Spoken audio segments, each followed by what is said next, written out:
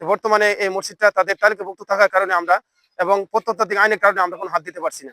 সর্বশেষ আমি যে ২-৩ মাস আগে আমি ঢাকাতে ডিজি বরাবর আমি আবেদন করছি এই মসজিদটা রং করার জন্য এবং সংস্কার করার জন্য।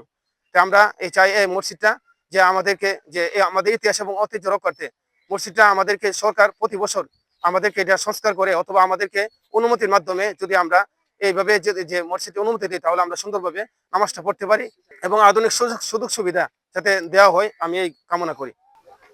আমি আজকে অনেক 10 বছর হয়েছে আমি মসজিদে চাকরি করি। তো আসলে আমার এখানে নানা বাড়ি আছে, আমার বাপ দাদার গোষ্ঠী বাড়ি আছে। আমি ছোট থেকে এখানে, আমি এখন বর্তমানে মসজিদের খাদেম হিসাবে বা মুয়াজ্জিন হিসাবে আছি।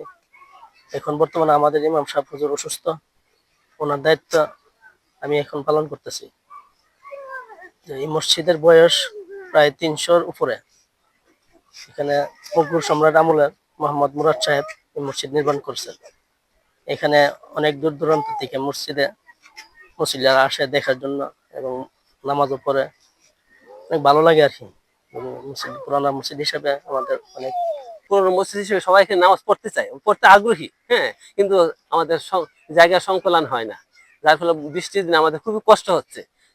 বাইরে বৃষ্টি পড়ে, তারা উপরে জাতীয় জাদুঘর থেকে যে উপরে একটা ছাদের ব্যবস্থা করছে, তাও দেখেন এই ছাদের ব্যবস্থা, এটা সাময়িক, এটা এই ছাদ দিয়া বৃষ্টি বা ঝড় তুফান আসে এগুলি উড়ে চলে যায়।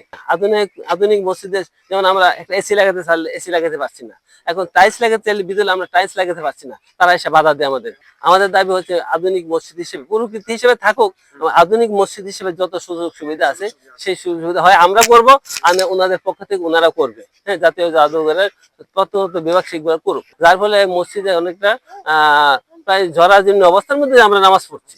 এই মসজিদটা অনেক পুরনো মসজিদ এবং আমরা এখানে আমাদের তাবলিগ জামাত আসছে এবং এলাকাটা এবং জায়গাটা খুবই দেখতে সুন্দর এবং অনেক পুরনো প্রাচীন মসজিদ এবং খুবই ভালো লাগে।